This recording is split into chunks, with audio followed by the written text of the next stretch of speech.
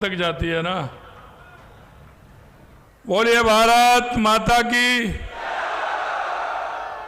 भारत माता की, भारत माता की। बोलिए आलमगिरी जी महाराज की, आलमगिरी महाराज की।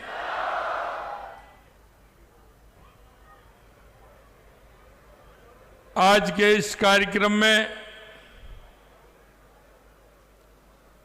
सबसे पहले तो मैं मंच पर विराजमान सभी साधु संतों के चरण में नमन करता हूं। उनके चरणों में नमन करता हूं, वंदन करता हूं, अभिनंदन करता हूं और धन्यवाद देना चाहता हूं भाई के बिश्नोई जी को और महाराज जी को कि उन्होंने एक साथ इतने साधु संतों के दर्शन कराने का सौभाग्य मुझे दिया।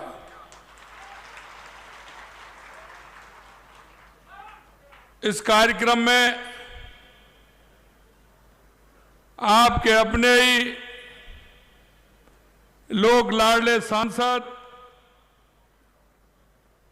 हमारे केंद्र में कृषि राज्य मंत्री भाई कैलाश चौधरी साहब, मेरे मंत्रिमंडल में मेरे साथी, युवा उत्साही उद्योगपति भाई के बिश्नोई जी,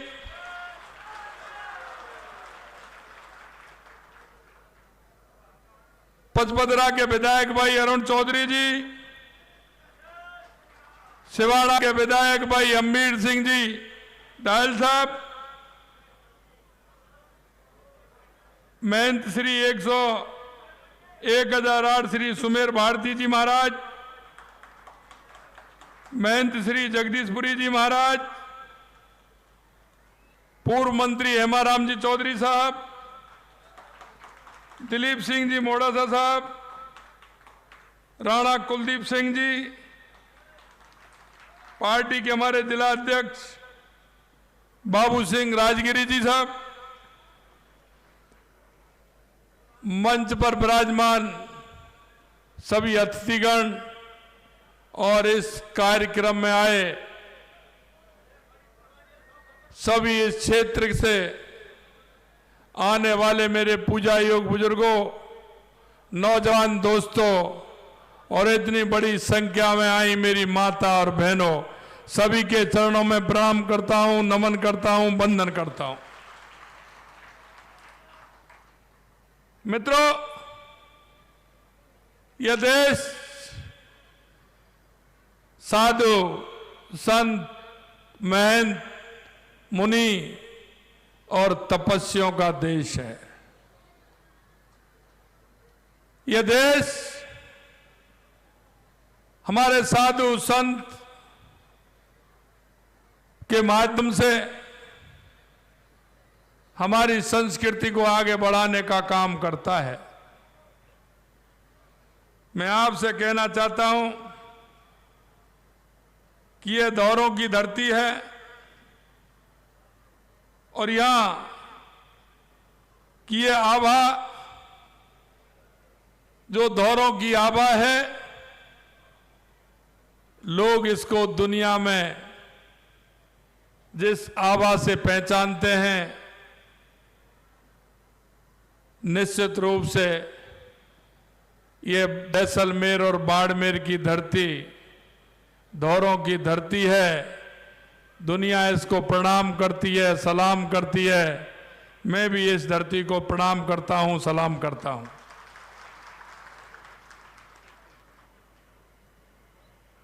आप लोगों के सहयोग से श्री आलम जी के इस विशाल मंदिर प्रांगण का जीर्णोद्धार हुआ है।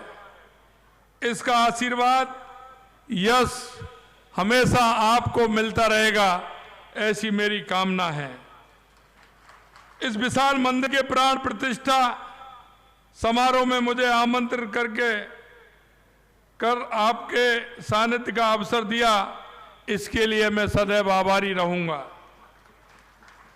मंदिरों का निर्माण और उसका विकास कार्य कर हम न केवल अपने आराध्य के प्रति अपनी कृतज्ञता जताते हैं, बल्कि हमारी महान संस्कृति के विकास में भी बहुत बड़ा योगदान इसमें है। पशुपालन और खेती इस क्षेत्र की रीढ़ है और इन दोनों पर आलम जी महाराज की विशेष कृपा है। जब फसल की कटाई होती है तो किसान सबसे पहले आलम जी महाराज के नाम से माणा भर के निकालते हैं और महाराज जी का आशीर्वाद उन्हें मिलता है। मालानी के घोड़े पूरी दुनिया में प्रसिद्ध हैं, जिन पर आलम जी महाराज की खास अनुकंपा होती है। जब घोड़ी के बच्चे का जन्म का समय होता है तब आलम जी के धौरों की मिट्टी घुड़साल में डाली जाती है, जिससे कि वो बच्चा स्वस्थ रहे, मस्त रहे और मालानी घोड़े की जो पहचान है वो पूरे देश में उसकी पहचान रहे। जैसा कि आप सभी जानते हैं, हमारी सांस्कृतिक मूल्यों के निर्माण में मंदिरों की बहुत बड़ी भूमिका है। मित्रों, मैं कहना चाहता, एक समय वो था देश की आजादी और उससे पहले हमारी सांस्कृतिक विरासतों का मिटाने का काम चल रहा था। इस देश की संस्कृति दुनिया में सबसे अलग है। दुनिया में हमारी संस्कृति की पहचान है। हमारी संस्कृति को मिटाने का प्रयास खूब किया गया। कभी हूण आए, कभी कुषाण आए, कभी इस्लाम आया, कभी अंग्रेज आए, लेकिन इस हमारी संस्कृति को मिटा नहीं पाए। वो आए लेकिन हमारी संस्कृति में ही समा गए, हमारी संस्कृति में कोई अंतर नहीं आया। मैं आपसे निवेदन करना चाहता हूं, बार बार हमारी संस्कृति पर हमला होता था, हमारे सांस्कृतिक विरासत के स्थानों को मिटाने का काम किया, लेकिन मैं आपसे कहना चाहता हूं, क्योंकि कांग्रेस तुष्टीकरण के आधार पर राजनीति करती थी, कांग्रेस भ्रष्टाचार के आधार पर राजनीति करती थी, कांग्रेस जिस आधार पर राजनीति करती थी, हमारे यशस्वी प्रधानमंत्री नरेंद्र मोदी जी ने 2014 के बाद उन राजनीतिक नेताओं को भी बदलने के लिए मजबूर कर दिया और राजनीतिक पार्टियों को भी मजबूर कर दिया बदलने के लिए। आज आप देख रहे हैं, चाहे काशी विश्वनाथ का मंदिर हो, उसका किस तरह से यशस्वी प्रधानमंत्री नरेंद्र मोदी जी के नेतृत्व में हमारा काशी विश्वनाथ मंदिर का विशाल, कितना बड़ा मंदिर हमारा बनाया है, जो हमारा सांस्कृतिक विरासत थी। इसी तरह से उज्जैन के महाकाल लोक को भी देख लीजिए, उसको भी बनाने का काम किया। सोमनाथ मंदिर को भी देख लीजिए, उसको भी बनाने का काम किया। यही नहीं मित्रों, चार धाम यात्रा की हमारे हर बुजुर्ग जो जिंदगी के सारे काम करते हुए जब उस पर आता है तो वो कहता है कि मुझे चार धाम की यात्रा करनी है। केदारनाथ हो, बद्रीनाथ हो, यमुनोत्री हो, गंगोत्री हो, कितना सरल रास्ता जिसमें लोग परेशान हो जाते थे, लेकिन ऐसा रास्ता बनाने का काम किया है जिस भी हमारे बुजुर्ग के मन में ये होती है कि मुझे चार धाम की यात्रा करनी है, बड़ी सुगमता से चार धाम की यात्रा करके आ सकता है। मित्रों, मैं कहना चाहता हूं, आपने देखा होगा जब भी हमारी कोई भी चुनाव पार्टी के अंदर आया है, चाहे केंद्र में हमारा लोकसभा का चुनाव हो या विधानसभा का चुनाव हो, हमने दो वायदे किए थे और वायदे थे हमारे हमने हर घोषणा पत्र में, हमारे लोकसभा चुनाव के हर घोषणा पत्र में लिखा था कि पूर्ण बहुमत के साथ आएंगे, धारा 370 को हटाएंगे, पूर्ण बहुमत के साथ आएंगे, राम मंदिर का निर्माण करेंगे। विरोधी लोग कहते थे कि धारा 370 को नहीं हटा सकते, खून की नदियां बह जाएंगी। यह भारतीय जनता पार्टी का जुमला है। इस जुमले के आधार पर वोट मांगते हैं। हमने कहा हमारा कोई भी हम जो कहते हैं वो जुमला नहीं होता है, क्योंकि देश के यशस्वी प्रधानमंत्री नरेंद्र मोदी जो कहते हैं वो करते हैं, और करते हैं वो ही कहते हैं। हमने कहा पूर्ण बहुमत की सरकार आएगी, हम निश्चित रूप से 370 हटाएंगे, क्योंकि ये भारत मां का मुकुट है। जम्मू और कश्मीर, हमारी पूर्ण बहुमत की सरकार आई, हमने धारा 370 को धराशायी किया, और मां आज अमन चैन है। कल आपने देखा होगा जिस तरह से यशस्वी प्रधानमंत्री जी ने जम्मू कश्मीर के लिए योजनाएं भी निर्धारित की, और मां कितना बड़ा काम हुआ है ये आप सभी को पता है। पिछले दिनों में लगभग 2 करोड़ लोगों ने वहां का जाकर के, पर्यटक 2 करोड़ के लगभग वहां कश्मीर के अंदर पहुंचे हैं। यही नहीं मित्रों, हम कहते थे रामलला हम आएंगे, मंदिर वहीं बनाएंगे, लोग कहते थे तारीख नहीं बताएंगे, इस तरह का ताना कसते थे। हमने तारीख भी बताई, मंदिर का निर्माण भी किया, और 22 जनवरी को रामलला की प्रतिष्ठा का कार्यक्रम भी हुआ। हमने उनको भी कहा कि आप आइए, रामलला की प्रतिष्ठा में आइए, आपको आमंत्रित करते हैं। लेकिन रामलला भी जानते हैं कि किसको बुलाना है, किसको नहीं बुलाना है, क्योंकि कहते हैं ना, राम पहले ही उनके दिमाग में समा जाते हैं। कहते हैं कि ना, जिसको राम दिलत्तर देता है उसकी मत पहले हर लेता है। उनकी ये भी मत मारी गई, वो दर्शन का लाभ भी नहीं उठा सके। मित्रों, मैं निवेदन करना चाहता हूं आपसे कि देश की संस्कृति, देश की विरासत, जो दुनिया में हमारी अलग से पहचान थी, धीरे धीरे आप देख रहे हैं 2014 के बाद हमारे यशस्वी प्रधानमंत्री जी ने, चाहे वो हमारे गरीब कल्याण के कार्य हों, चाहे हमारे रक्षा को लेकर के देश की सीमा सुरक्षा की बात हो, आज हमारी सीमा सुरक्षित है। पहले कोई भी आता था, रेलवे स्टेशन पर बम फोड़ के चला जाता था, मंदिर के सामने बम फोड़ के चला जाता था, बड़े बाजार में बम फोड़ करके चला जाता था, यहां तक कि सैनिकों की गर्दन काट के चला जाता था।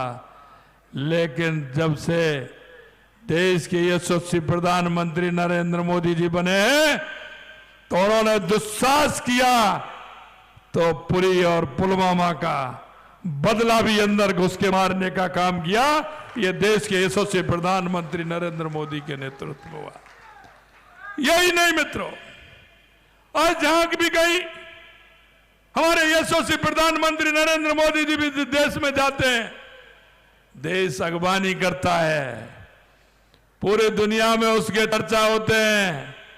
अगर 2 देशों की लड़ाई होती है, वो भी कहते हैं कि हमारी मध्यस्थता भारत के अलावा कोई दूसरा देश नहीं कर सकता। यह आपका मान और सम्मान देश के यशस्वी प्रधानमंत्री नरेंद्र मोदी जी ने बढ़ाया है। मैं आपसे निवेदन करना चाहता हूं, हम आपके बीच में चुनाव के अंदर आए थे, हमने आपसे वायदे किए थे, हमारा संकल्प पत्र हमने आपके सामने रखा था कि हम राजस्थान के अंदर आएंगे तो हमारे ये वायदे हैं, क्योंकि कोई भी पार्टी जाती है अपना एजेंडा लेकर के जाती है। यह राजनीतिक पार्टियों का धर्म भी है, राजनेताओं का भी धर्म है। लेकिन मोदी जी ने जो साख खराब हो गई थी राजनीतिक पार्टियों की और राजनेताओं के, उस साख को भी बढ़ाने का काम देश के यशस्वी प्रधानमंत्री नरेंद्र मोदी जी ने किया है।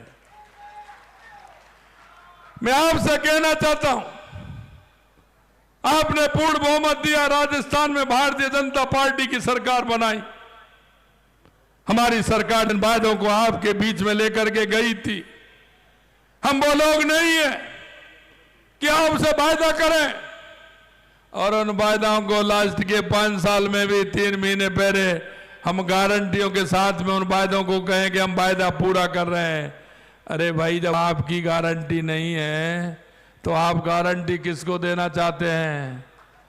वो गारंटी दे रहे थे जिनकी को अपनी खुद की गारंटी नहीं थी।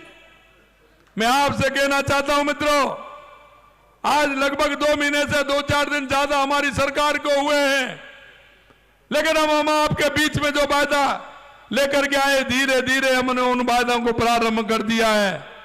हमने कहा था कि राजस्थान का युवक इस नकल से बहुत परेशान था। 19 में से 17 पेपर आउट हुए थे। हमने कहा हम SIT गठित करेंगे।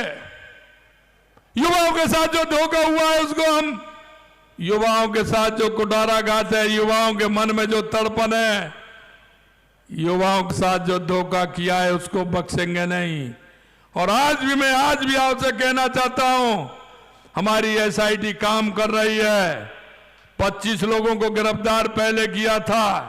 अभी 2 दिन पहले आपने देखा होगा नेपाल से 2 लोगों को लेकर के आए और 4 लोगों को गिरफ्तार करने का काम कल भी किया है। युवाओं के साथ जो कुठाराघात सरकार करे, युवा हमारा देश का भविष्य होता है। युवा के मन में तड़पन होती है, युवा के मन में करने का जज्बा होता है।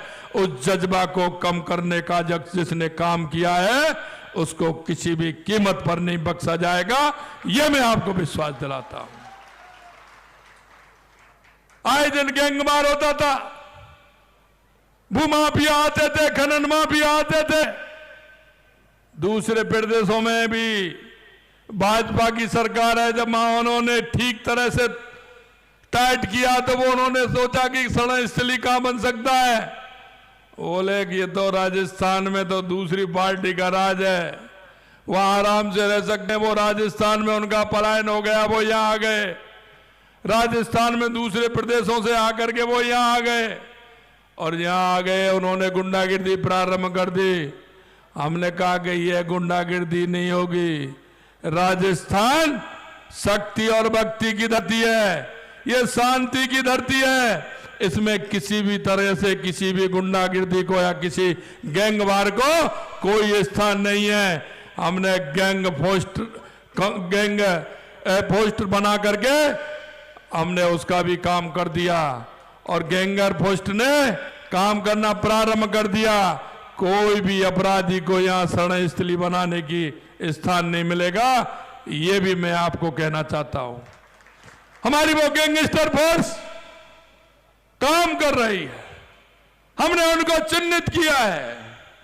हमने कहा जेल में जो सिंडिकेट जो चलने लगा था, हमने जेल में भी कहा है कि कोई भी मोबाइल भी नहीं जाएगा और गैंगस्टर भी जेल से चलने वाला नहीं है। यह हमने विश्वास दिलाया था, इस पर भी काम प्रारंभ हो गया। हमने कहा था कि हम उज्ज्वला गैस का सिलेंडर 450 रुपए में देंगे। 15 दिसंबर को सरकार बनी थी, 25 दिसंबर को फैसला कर दिया और 1 जनवरी से 77 लाख महिलाओं को 73 लाख महिलाओं को 1 जनवरी से 450 रुपए में सिलेंडर मिलना स्टार्ट हो गया है। यह हमारी भारतीय जनता पार्टी की सरकार का काम है। यही नहीं मित्रों, हमारा किसान समृद्ध होगा तो देश समृद्ध होगा। हमने किसानों से वायदा किया था कि आपकी सम्मान निधि 6,000 रुपए हमारी केंद्र सरकार देती है, हमारे नरेंद्र मोदी जी की सरकार देती है।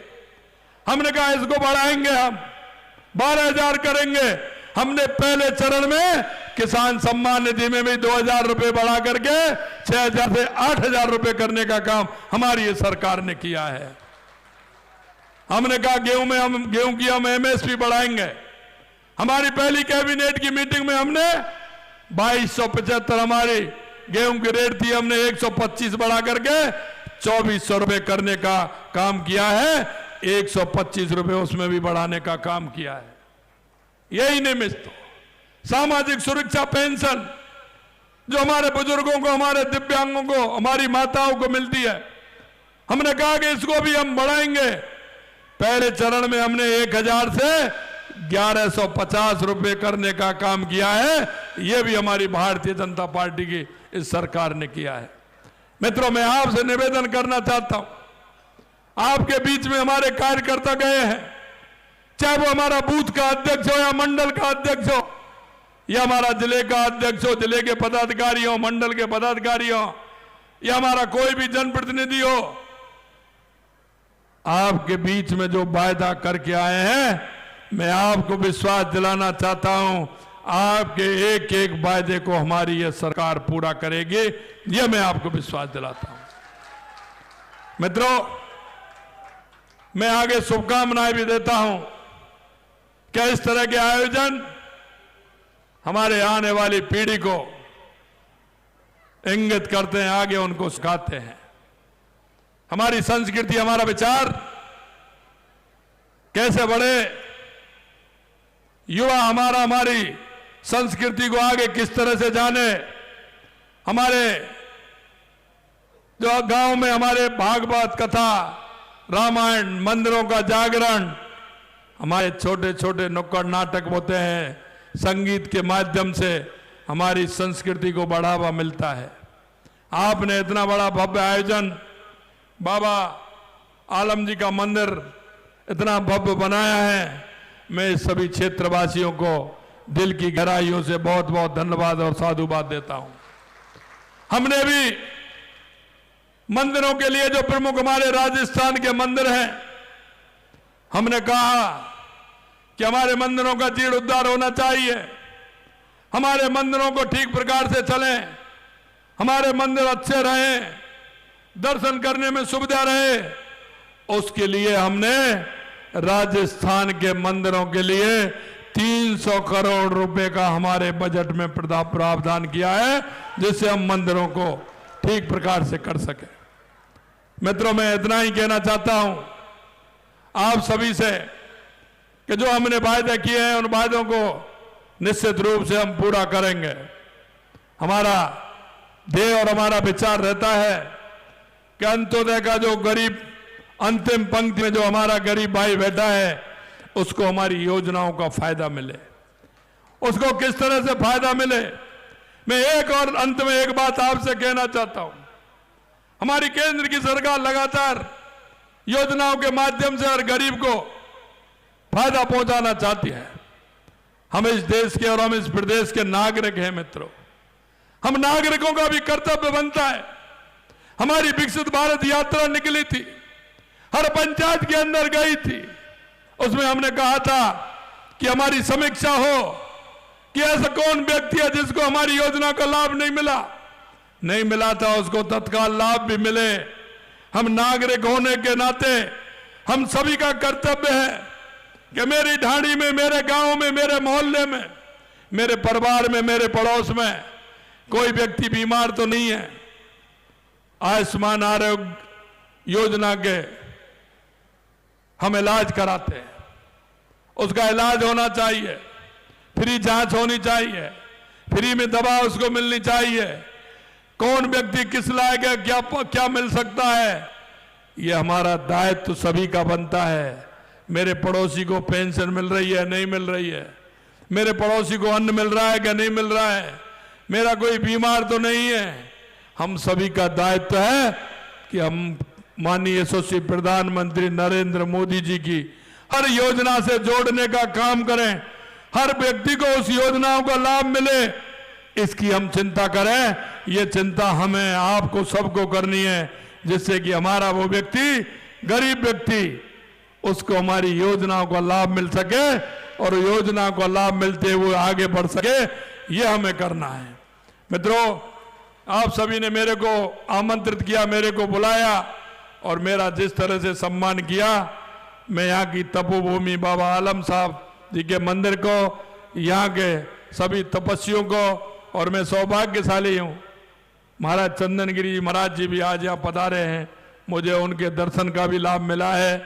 निश्चित रूप से मैं सभी संत और महंतों के चरणों में प्रणाम करता हूँ, वंदन करता हूँ, नमन करता हूँ और आपको पुनः धन्यवाद देता हूँ कि इतने विशाल मंदिर बाबा आलम के इस मंदिर का निर्माण आपने कराया, उसकी प्राण प्रतिष्ठा है, मुझको बुलाया, निश्चित रूप से मैं धन्य हुआ। आप सभी को बहुत बहुत धन्यवाद। जय हिंद, जय भारत, नमस्कार। बहुत बहुत धन्यवाद माननीय सीएम साहब।